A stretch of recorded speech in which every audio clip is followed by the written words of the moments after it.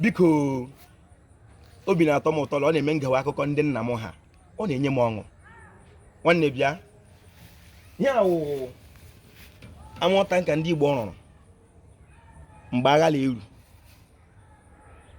ịkụtụ ya aka ụda ya ga-eme ka ị mara ebube ndị nna gị dị dịka onye Igbo biko isiokwu m n'ụbọchị nke taa bụ ala ọma ahụ ekwere mmadụ na nkwa ọ bụ na ịbụ onye Igbo lie nọ na nwere ala ọma ekwere mmadụ na nkwa achọrọ m ka ị mara na ọwala Igbo ka a na-ekwu okwu ya a sị nọ ndị nna anyị ha rụrụ ihe ọma na ihe otuto nke ala nna anyị bịawa n'ihu mgbe a rụchara ihe a abịa nwee otu nrọhe mistake n'okwu bekee elu ya ebe ọzịlarị ya na-anọ ọ naghị atụgharị ahapụ ya rụwa ọzọ nwanne wetara m nke a asị gị where I come from, the Igbo man is a great man. We've been here for a very long time. This is what my ancestors did when they were practicing their father's tradition. So you, that is a religious man, what have you done? What can you provide? Nwanne bịa okwu bekee lara m ahụ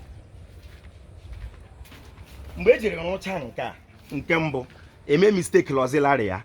arụ nke abụọ mekwe mistake abịakwa na nke atọ nwanne bịa ọ na nke atọ ahụ ebe a nọ nweta ihe a na-achọ asị m na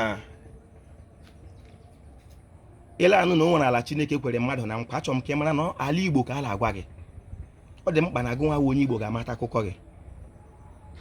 mgbe ọwụla nkwa ahụ Chukwu kwere Igbo mezuru Igbo ga-aṅụrị mana ọ ga-adị mkpa na anyị nwa ndị Igbo ga-eme nke ala ahụ Igbo si ka eme sọ nke ahụ ọ sị ka asọ ka ala Igbo wee mere anyị nke ahụ anyị na-arịọ ya biko bịa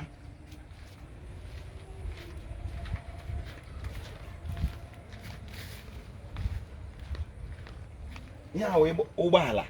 maka ọ dị mkpa mmadụ ime akụkọ ya nwanne etile m akụkọ m ntị na-achọpụta ndị nyechekwere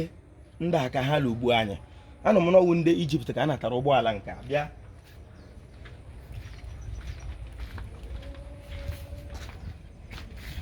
ọ wee ebe a ka iwe m nọ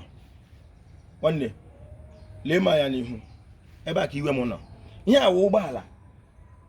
nke ndị Rọshia nji nyere ndị aka iji megide m dịka onye Igbo n'ezi ihe na-ewe m iwe wụla onye Rom na-agwa m mgbe m dị ntakịrị na m tinye ndị Rọshia ekpere m ekpere Rọshia mgbe m na-aga blọk rosary mana etotere m na-amata na onye Rọshia m kpere ekpere mgbe ndị ntakịrị sokwe megide m ndị Igbo o wee mechie ekpewere chikere Igbo chọọ chi ala nna gị ka ọ dịrị gị la mma